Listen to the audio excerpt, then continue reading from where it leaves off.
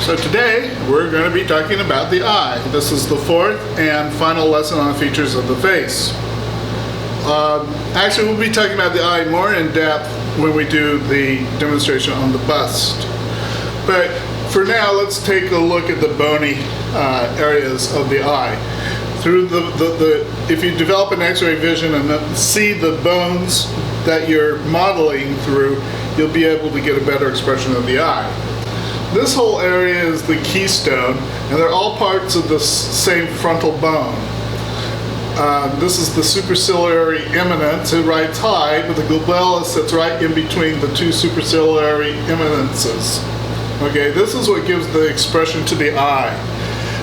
Either a person's eyebrow usually follows down through that area there. It's what gives a seductive look or a surprised look. Just the bone structure itself can cause that. Now, as we walk around the eye, we have two terms, supra and infra. Supra means on top and infra means on the bottom. So we have the supraorbital ridge, and that connects to the malar bone. And then we have the infraorbital ridge, which connects to the maxillary bone, and adjoining to the nasal bone. And now we've got around the eye. Now, we'll just briefly go over the areas of the eye. Now, the fatty tissues around the eye are what animates the eye. And the Italians refer to a lot of our anatomy as food. And this would be, they call this the sausage. This is nice fatty tissue in here. But this is the palpebral crease, superior or suprapalpebral crease. And that would be the inferior palpebral crease, okay? Now what makes this really important around the eye are these, what they call this canthus. This is the lateral canthus, and this would be the medial canthus, or where the eyelids meet. Attitude of the canthus is the tilt of the eye. They call that the canthus tilt. Now on David, the tilt goes slightly upwards to the outside. And somebody else, like Sylvester Stallone, the canthus goes way down. The canthus tilt goes way down to the outside. So that helps give the expression. But really what gives the expression, and this is going to be a little secret that's going to be exposed, is the way the cornea influences the eyelid.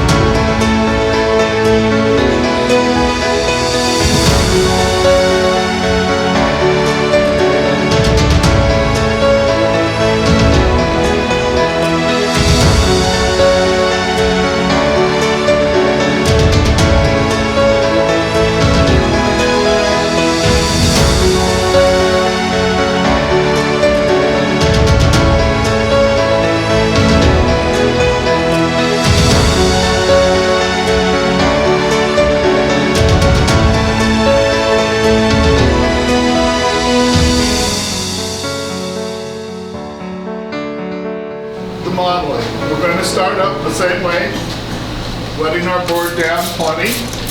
We've got our sausages pre-made over on the side. We've got our clay covered up, and we're ready to work. Now remember, the reason why we do the sausages is that we want to get the air out of our work. And that's important, particularly when we start making a mold. Now I make a lattice work, and lay it up like bricks. Now I've outlined this, as you may have seen in that little previous video. We want the butterflies so it doesn't fall off. I'm going to walk closer to you. Yeah. So putting it on like a lattice, you want to be real careful so your fingers don't stab. Now, in case you want to see how to make this armature, I did make a small supplemental video that goes along with this to show how I approached this armature and the logic behind it.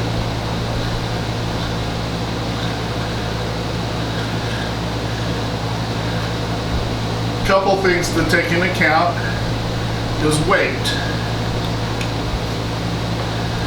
So we want to be cautious of the weight of the piece. We want it to be strong, but we don't want to have the clay weigh so heavy it's going to fall off. And that's a very real possibility. Now again, these sausages are going on vertically. And the next layer, and this is traditional clay modeling technique. The way you lay your sausages up, you're not going to learn this at any other place.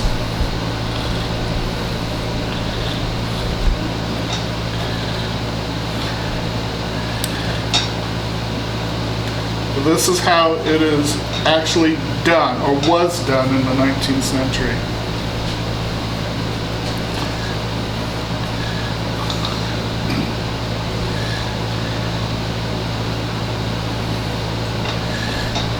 Now this stand is made to be much lower. It's a heavy duty stand made for much heavier works and bigger works. So it's not used to being on its tippy toes. So it's a little wobbly up at this elevation. Now again, like the other.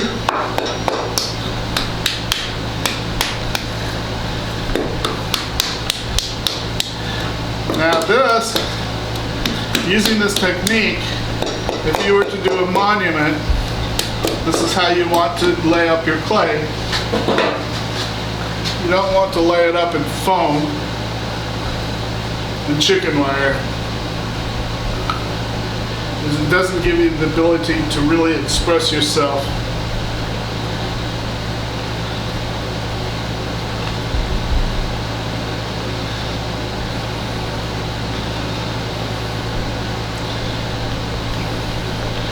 When you're modeling, you want to be able to go with your intuition.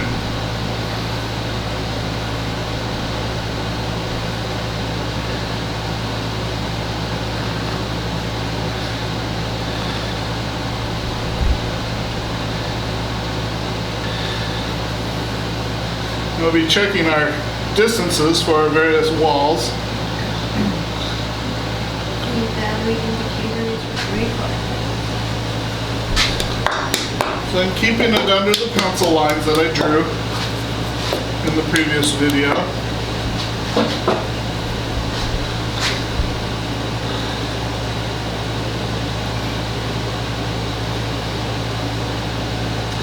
It's amazing the differences you see in these various iterations of David's face. There's quite a variety. They all look the same, but they're not.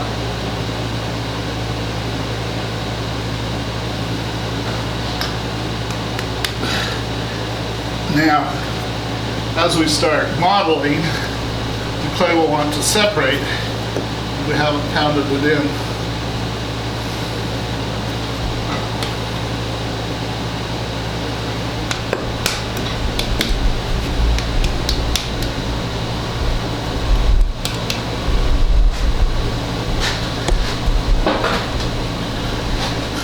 So this is the orbital area of the eye,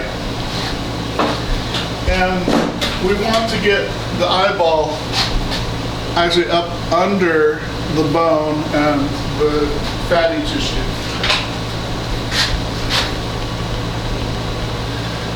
But before I get started, let's do something very constructive. Let's get the clay where we need to get it. So So we know we need to get it out this far. So I still got another inch.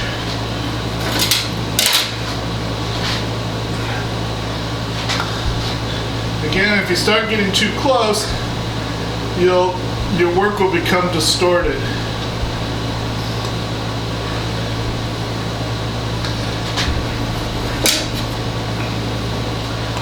So that's still got to come out a little further. Now because we have that wood, it supports this really well.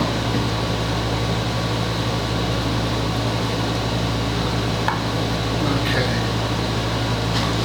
And then on the outside, we want it to be right about here.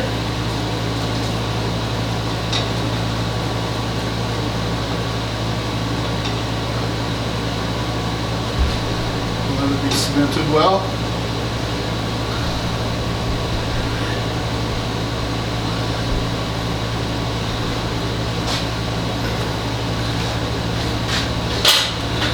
Big broad tools early because we're constructing a house. Now I've got a little bit of a butterfly right in there. So let's get that right out of the way right up front.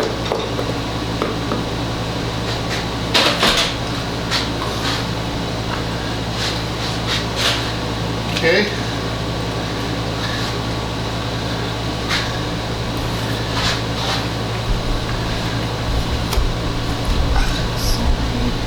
What's that? Just doing profile for a second. Yeah, do whatever. It's really interesting to see how far out Now again, it goes.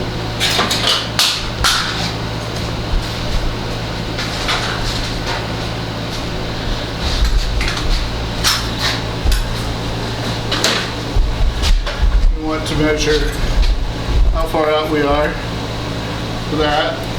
That's pretty good. That's pretty good. We need to come a little further here.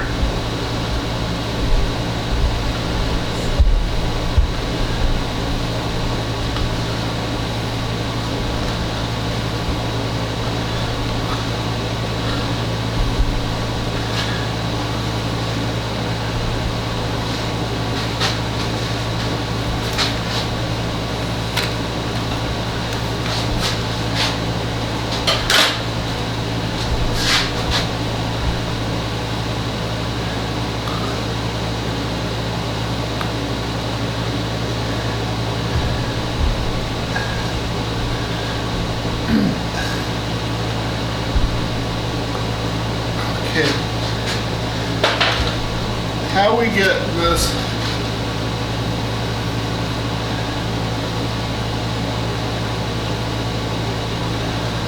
there's the superciliary eminence right there. That gives you the influence of how that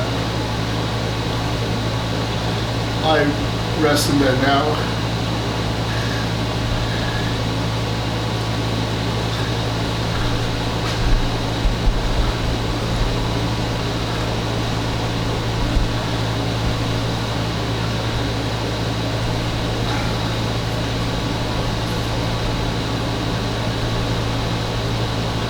Right in there is the Infraorbital Ridge.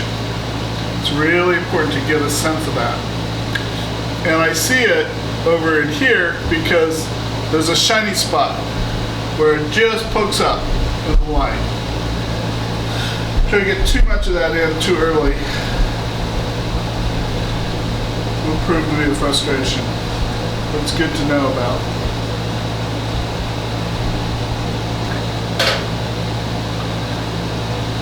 Now, the creases really what makes the eyes, and the fat in between where it attaches to the bones.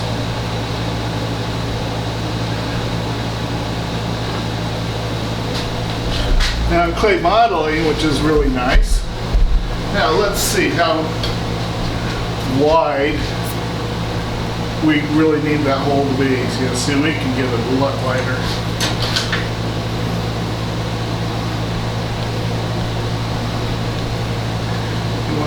will be right up in there.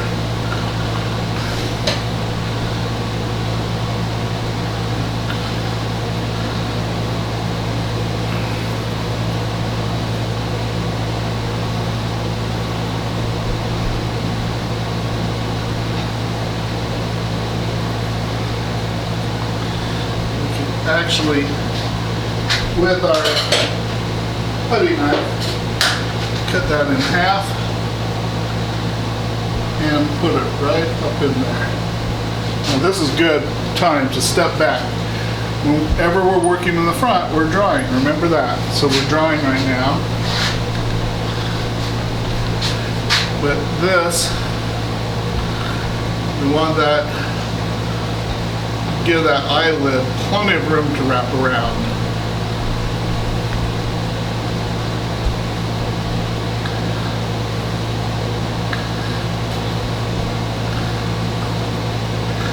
I'm observing how far out this fat comes out.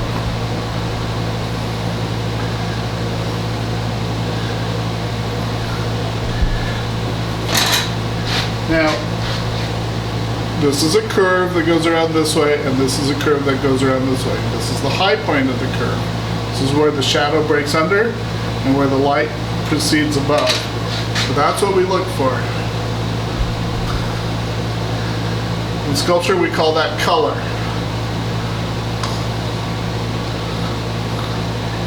And I believe in architecture they call that color too.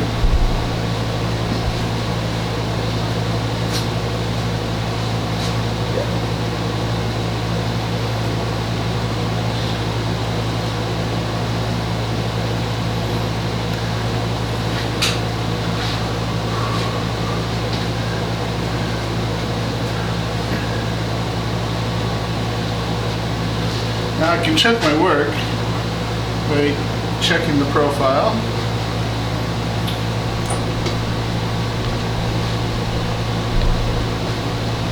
So perfect.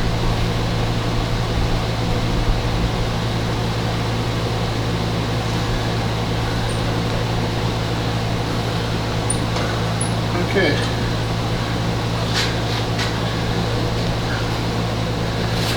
Almost seems too easy. Now on this cylinder, because the eye is basically a cylinder, this is the top part of the cylinder and that wraps around. Let's be cognizant of that. And this is where it starts going underneath.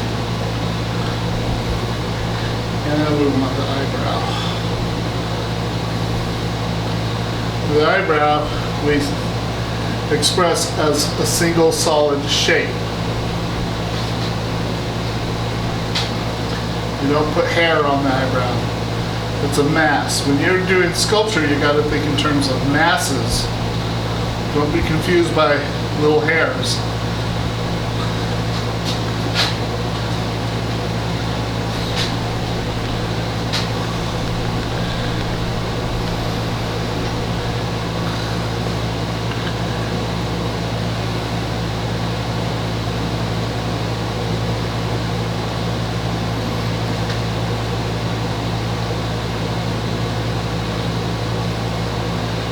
Again, the eyebrow wraps around the eye.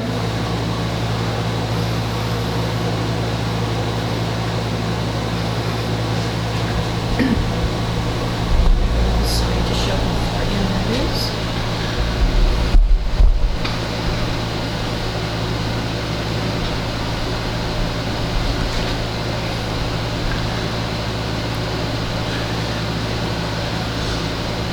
Might as well get these masses formed early.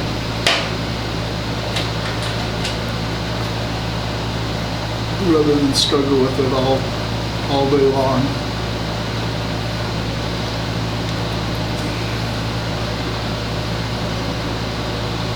Everything's relational. So I got the eyebrow up there, and rather than keeping it thin, let's just go ahead and make this top area robust.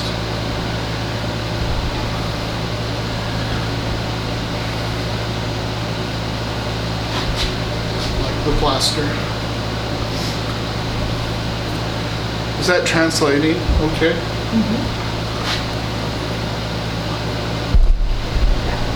Sorry, front.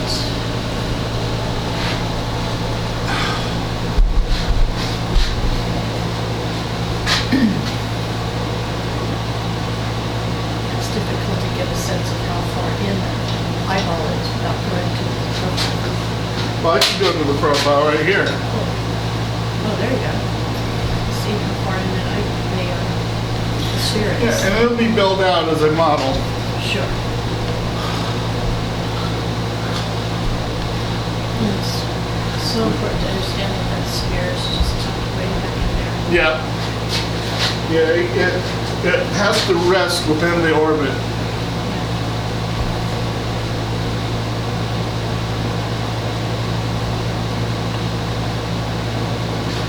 So the reason why we build up all that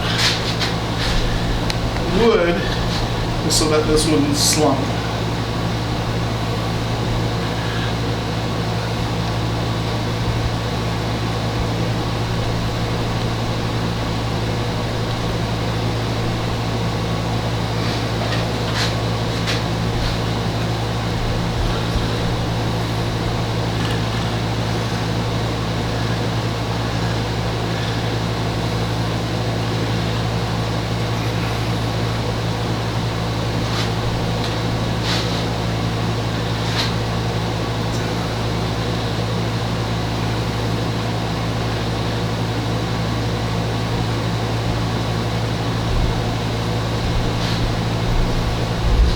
Move my light a little bit. Now I want to get, I have to get my light just a little bit lower.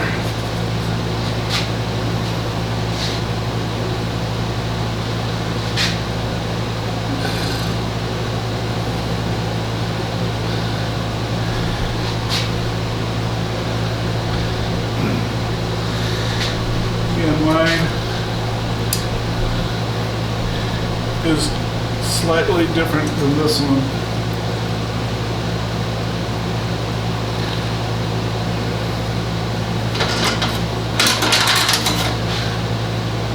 So what's happening is, because I put the eye just a little bit low. So I'm going to get that eye up a little higher into the eye socket.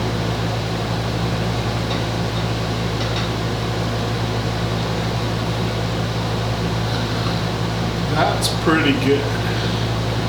Right there. Now what we have the eye going up in there. We have basically what is a quarter round. It's quarter round this way, and it's quarter round and half round this way.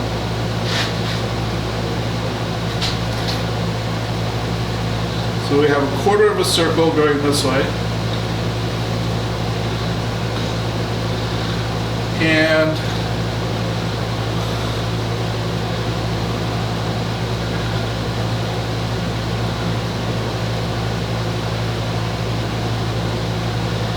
the superciliary eminence being quite visible there.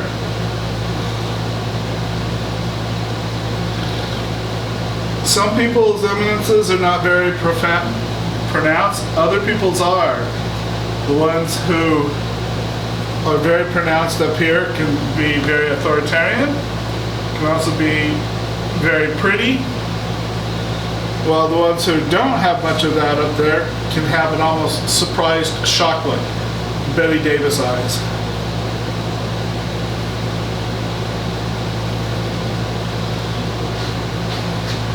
Now I'm just looking for the right slope here.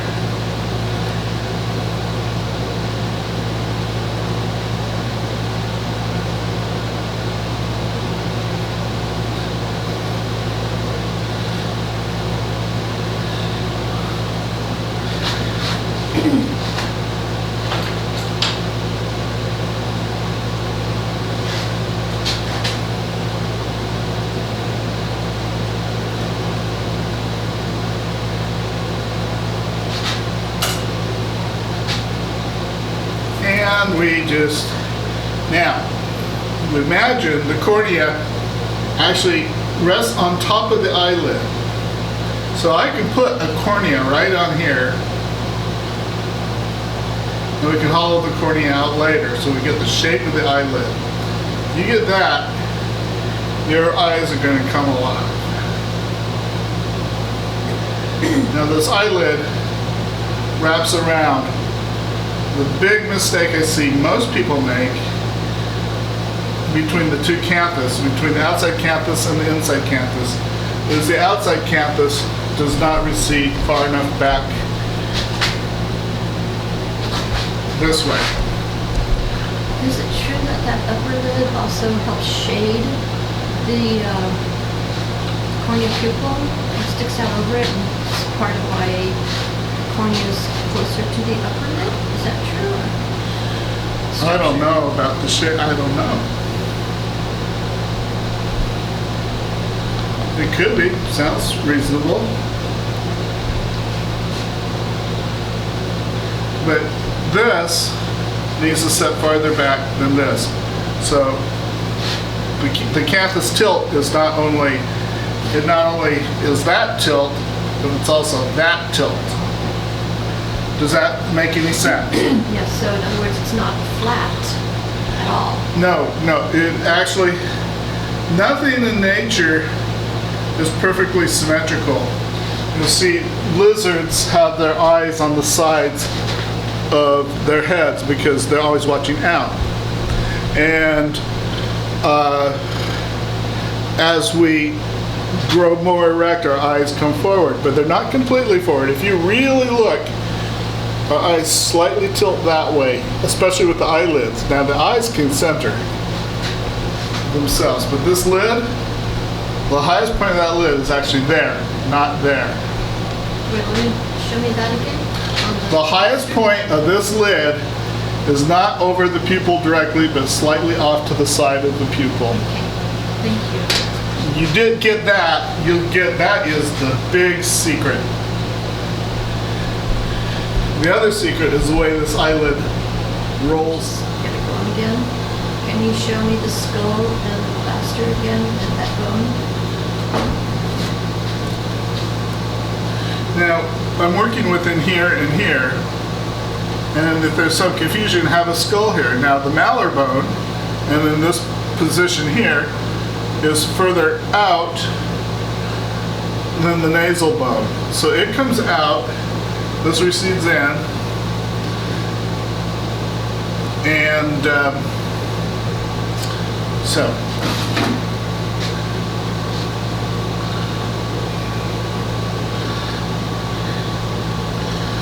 Now we want to start rounding up, excuse me.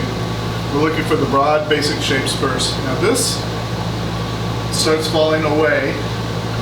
We really don't see the malar crease well. We can see a little bit here. And this is what really adds life to it. You want to just have a slight indication of that infraorbital ridge. Just a little bit, not a lot. And then you have this nasal jugal. Some call it the tear crease.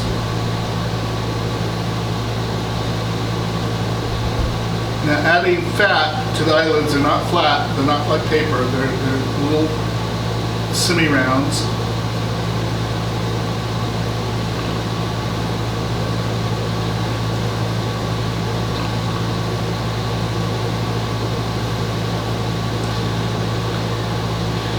Now this is like a half round, and then right up over here is your cornea.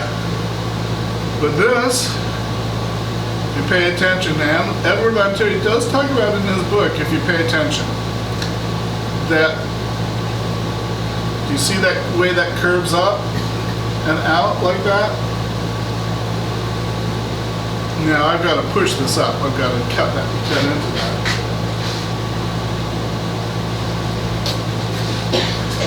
Need a wire tool.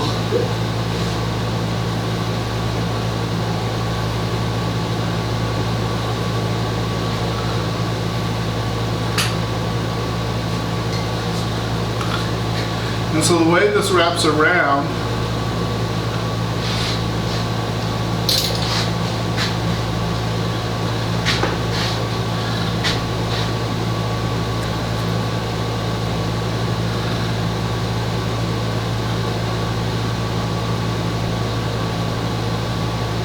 half round, comes out kind of flat.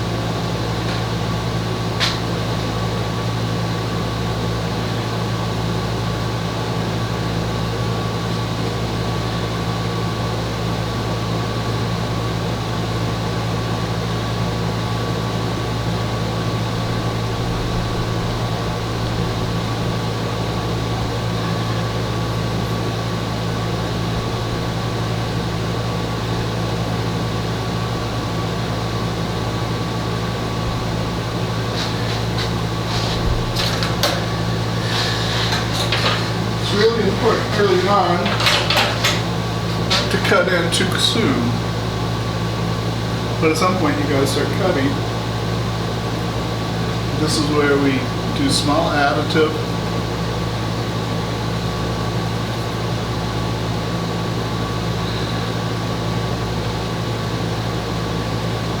Painting the shadow underneath this lid really adds life.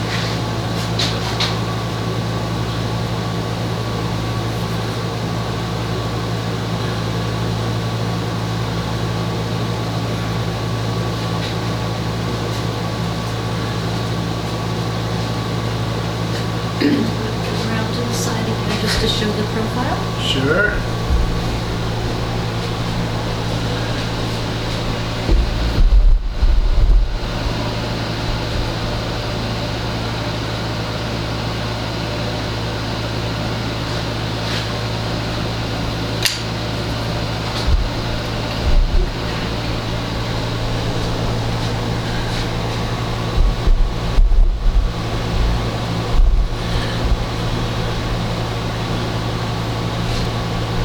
Flesh rolls up into here.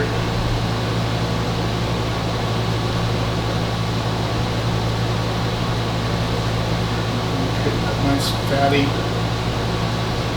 some fattiness around the eye. That's really what brings that eye to life.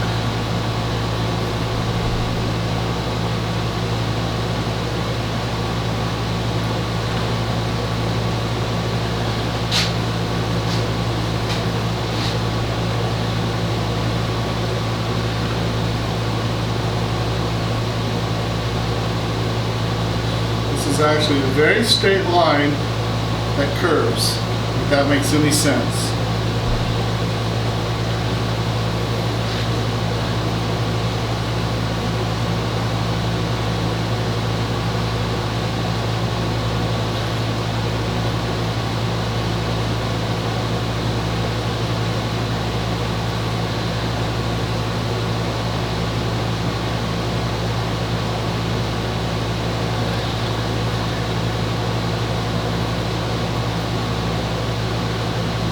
And again, if you can express the roundness of that eye, it's always within this area and this area.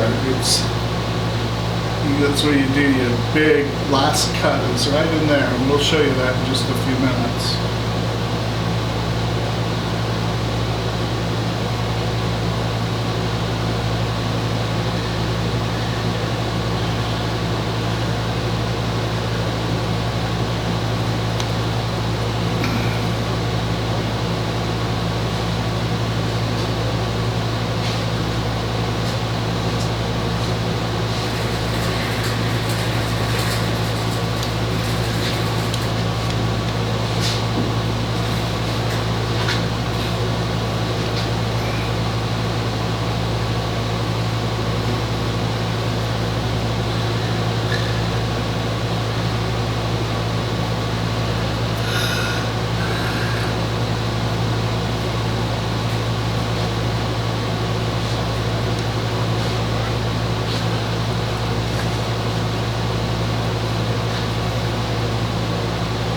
flat spot on the eye right there.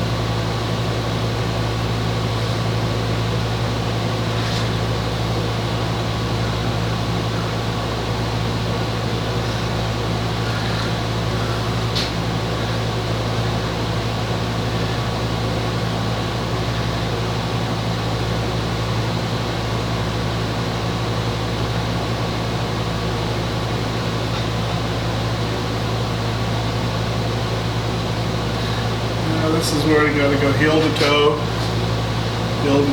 just trying to get this eyeball just slightly bigger.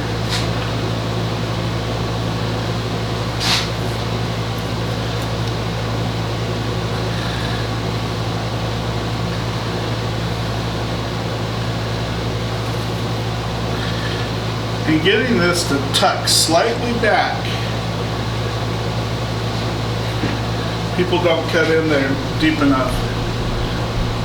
You want to cut that, bring that back. Just really bring that back.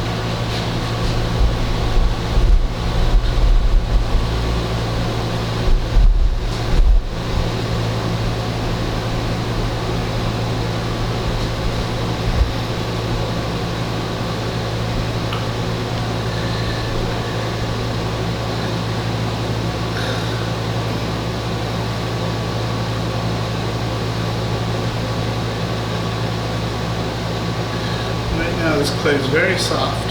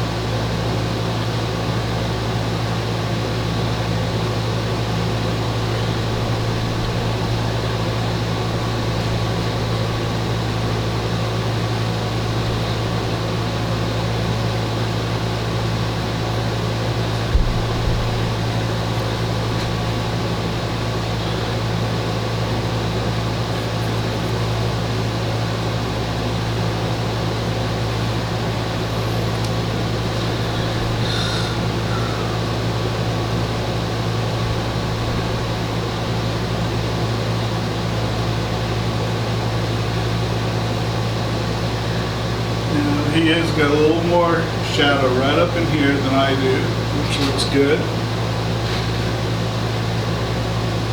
And he's a little higher in there, which looks better.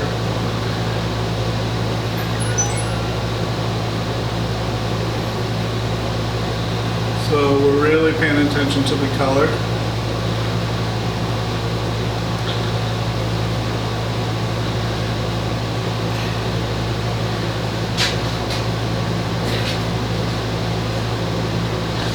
They could actually go a little wider.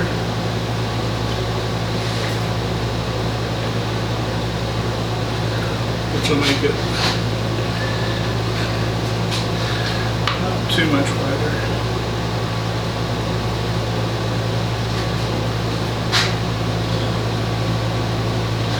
No, I think I have it pretty good the first time.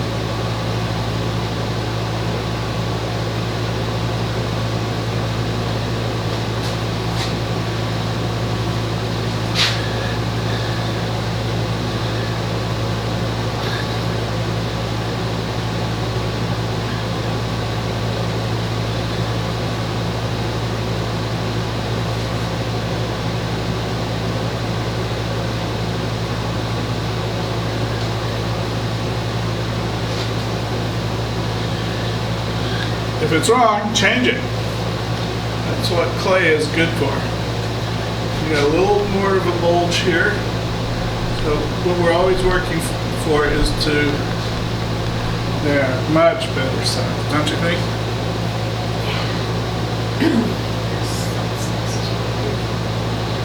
It's looking just a little bit small.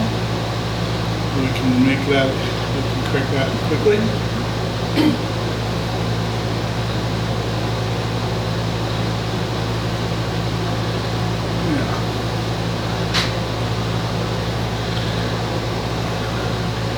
you get an uneasy feeling in your gut, it's probably warning you something's looking a little odd.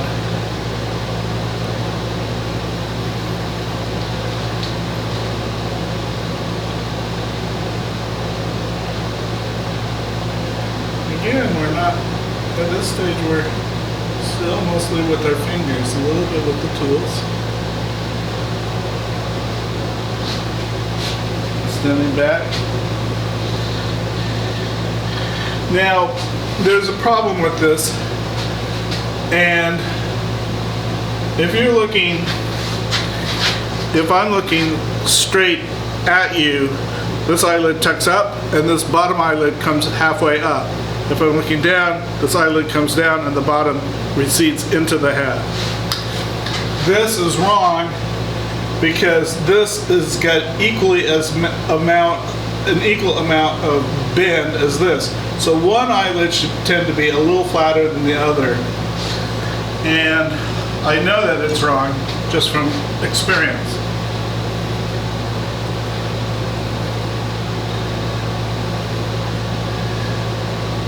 All of a sudden, it takes shape. Now it's flatter. And it's better. Does that make sense? Yes. So don't always rely on these plasters because they're not always 100% correct. Now, again, this is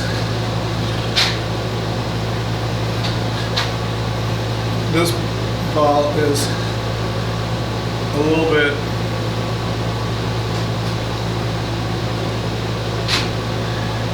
cockeyed.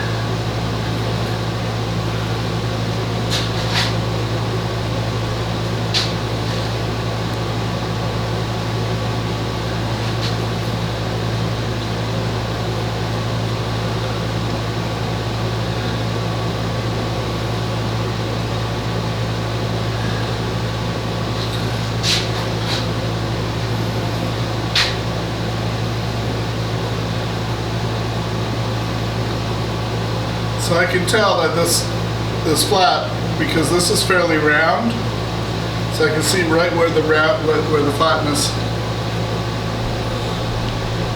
is as opposed to that roundness. Did that translate? That this is a circle here, and this comes off that circle. Looks like it's stretching around the circle. Yeah. So now we're making the eye into the correct shape. Still, this has to come up another little bit. That is not taken directly off Dave. That is taken off somebody's interpretation.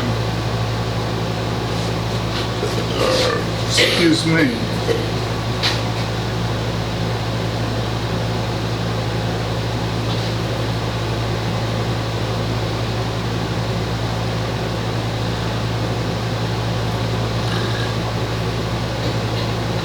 You're having a hard time with your cough.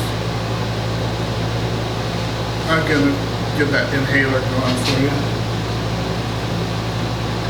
Okay, all of a sudden it just clicked. So I know that. So I struggled with some of that.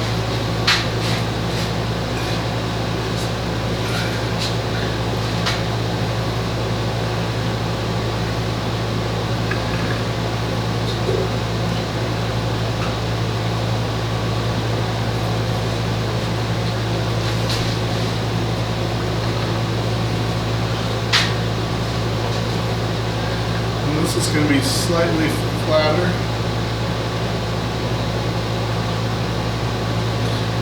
As this comes off the lid, it pulls into the skull. See that? See how much better that is? Yeah, it's more of a, kind of like a little Yeah, and that's how you get that. It's kind of like a what? Has a lovely little, the lower lip. That's beautiful how it curves up into that corner. Yeah. That's how you get that. Let's see, let me stand back.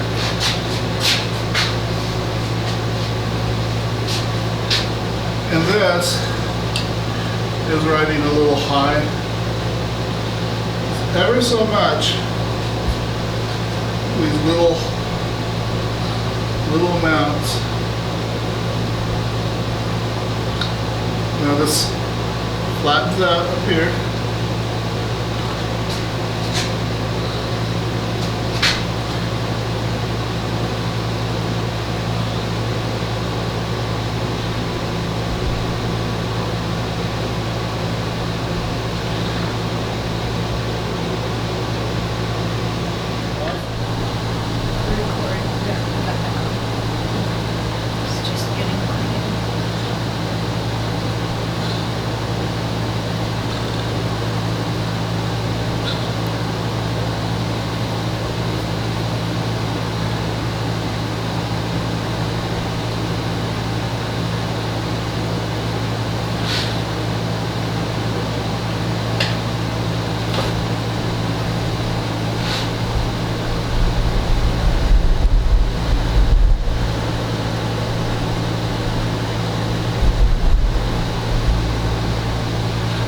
Now let's put in that caruncule.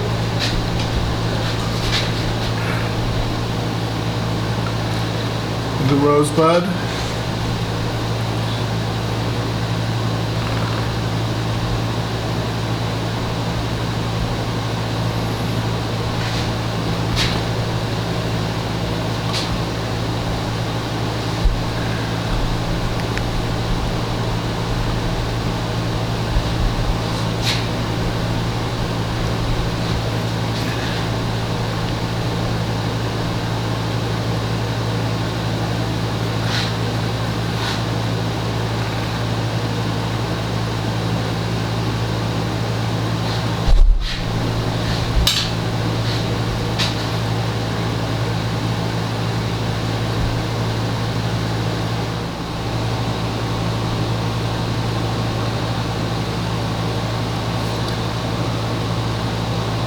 And again, this wraps all the way around, goes down in, and then changes direction.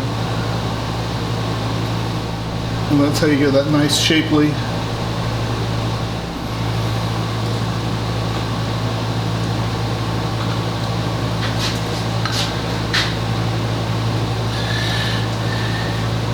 Now, too much cutting in here makes it look like kind of a spook show.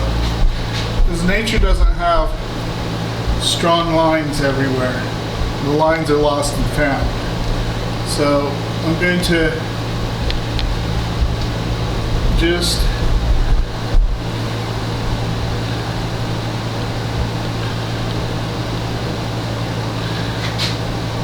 close up that line a bit.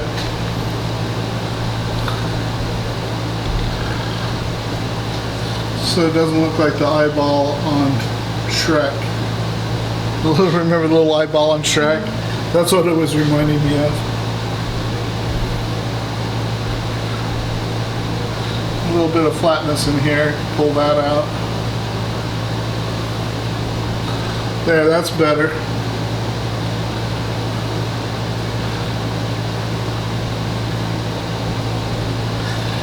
It might be better.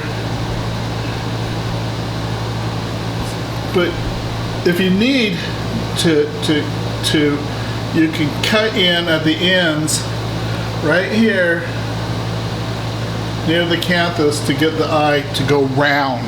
The trouble with people, they only cut out about 2/3 of the eye properly and really neglect to really bringing it around.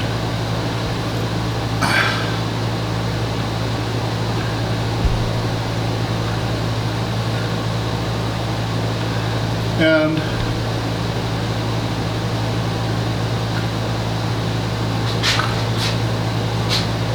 still that is too sharp a line So I'm going to just fill it in. Because what happens is my eye is drawn to both sides of the eye. It makes it look uncomfortable. So maybe just a little bit of it is all you need.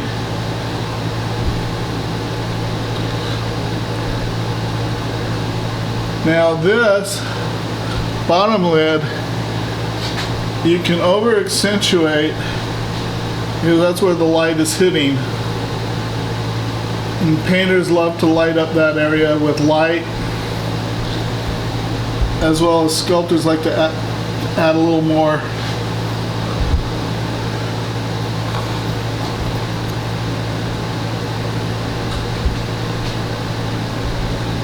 flatness to it so that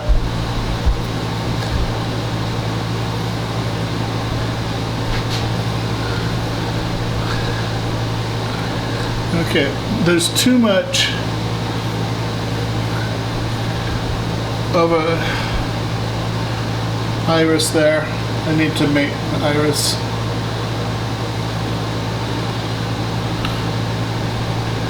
do a little less,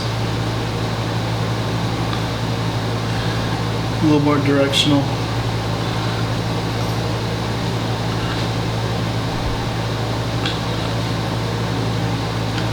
There we go.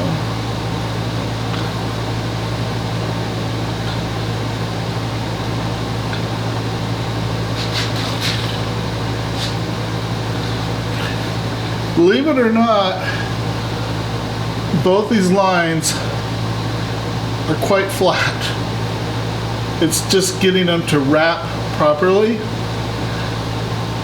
And I could spend a couple hours on that, just getting it to where it needs to be. But for the sake of demonstration,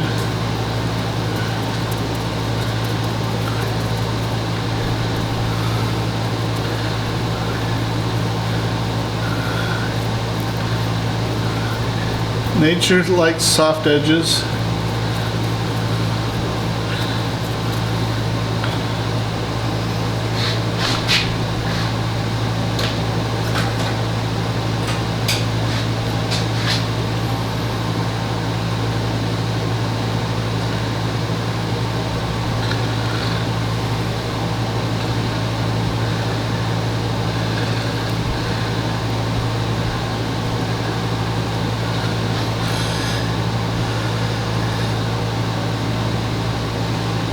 I can come back in a day or two and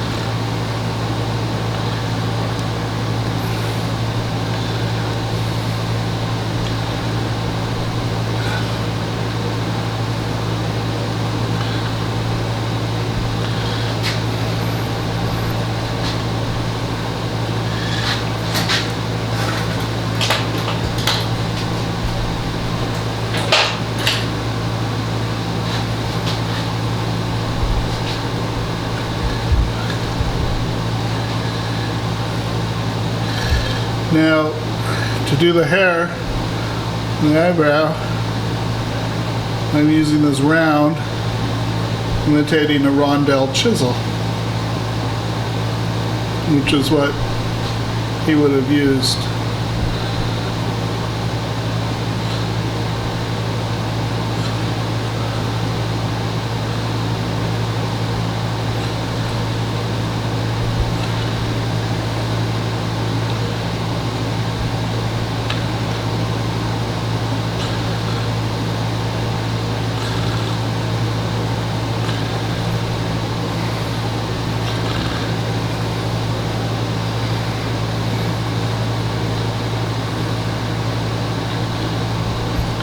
The eyebrow, of grows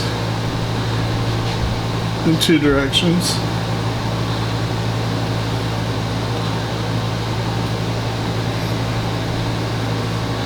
We don't want the whole eye to focus on the eyebrow, so we'll do hard and soft edges.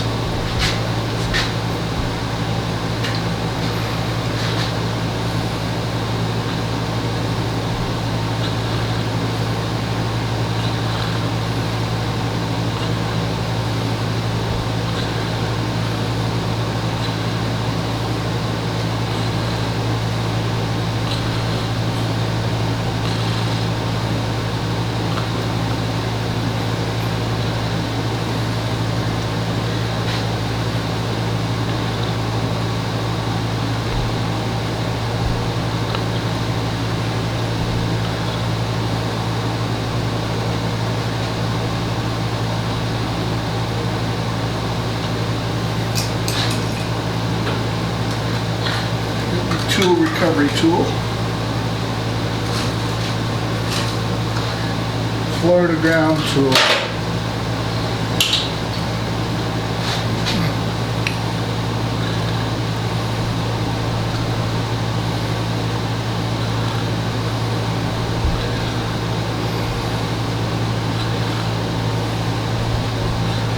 And big shapes and then smaller shapes.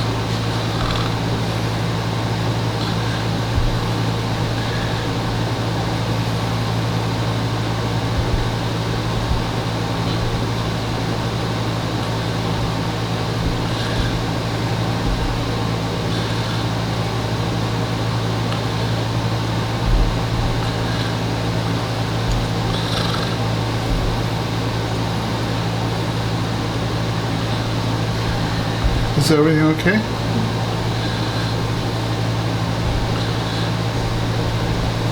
It's close to getting a little hard. I think it's softer.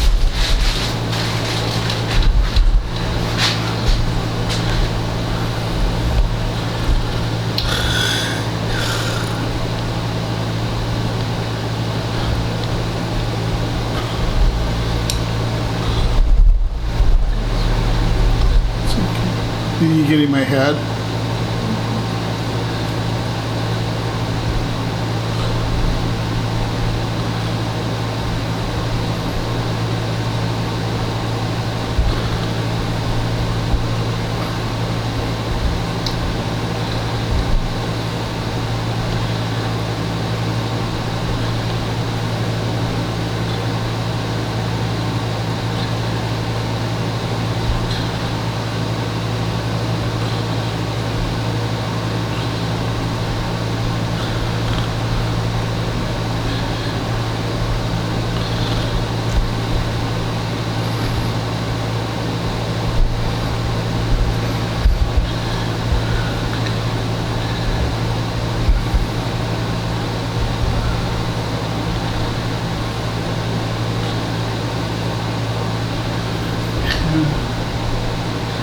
It's okay.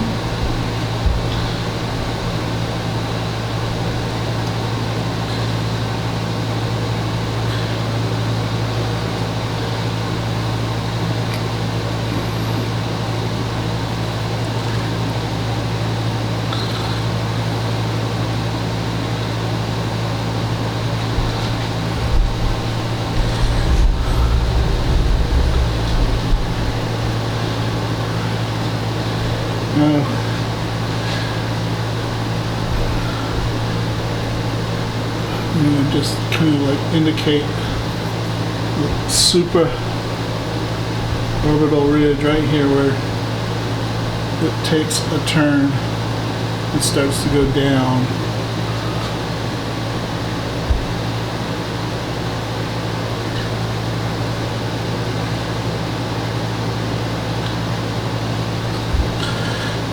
It looked like a bunch of little broken up shape. It's got to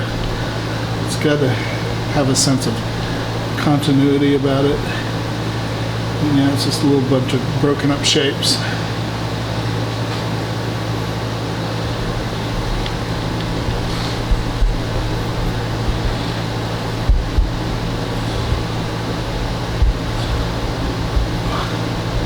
Again, this is my interpretation.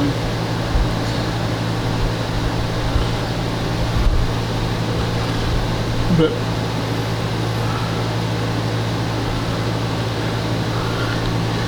now, when doing hair, we'll learn about it later, at the hairline, you want the hair and the skin to meet and overlap. That's one way to treat this.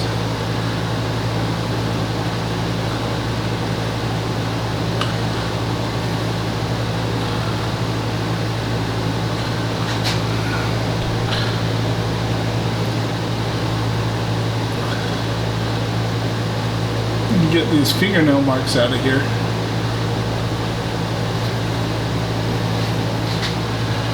I can't tell you how many mold makers' fingerprints I've seen on people's work. The mold maker's been careless and you get fingerprints all over the clay. If you take the clay, instead of taking a clay and you take a plaster, you're not going to get those fingerprints.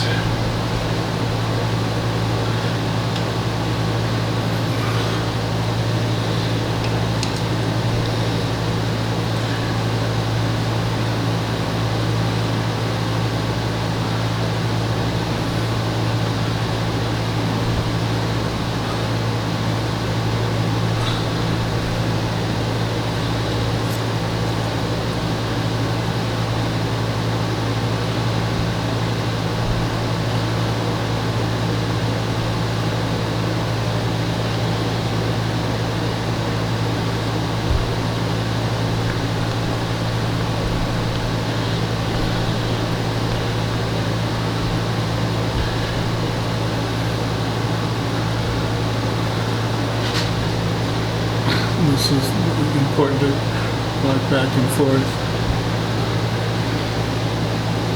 See, I got 1, 2, 3, that's not good.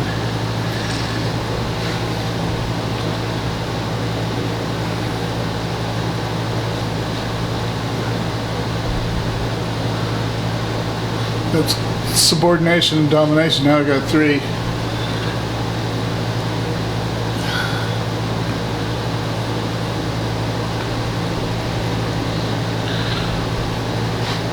So,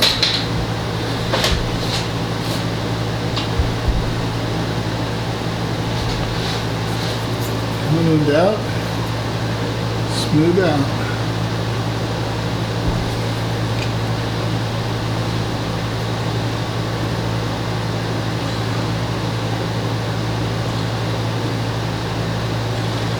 We're really worrying about basic forms.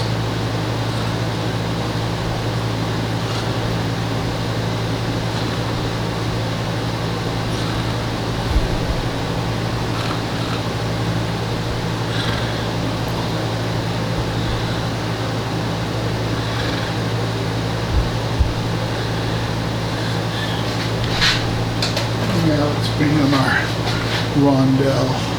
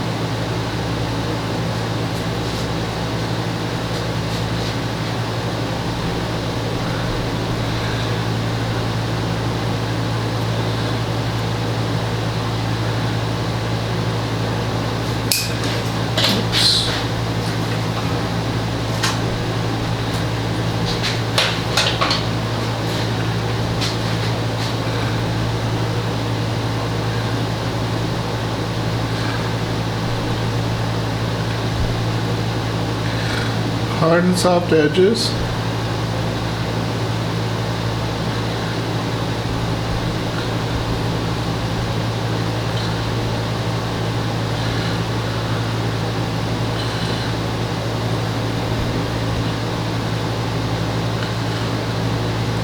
once heard an artist, famous Santa Fe artist. So I just spent 8 hours in my studio making my work look spontaneous. That was Bettina Steinke.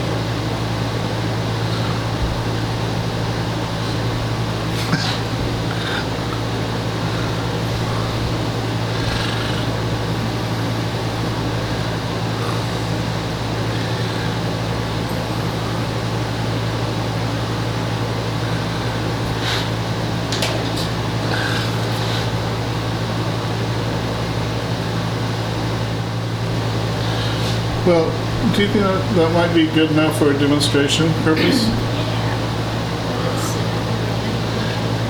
Yeah. Yeah. I think that we're at a point that we can say that this is good enough for a demonstration purpose. And in a few days, come back and clean it up, do the final artistry, and cast it into plaster along with the other features. Thank you, Karen. Thank you, Peter.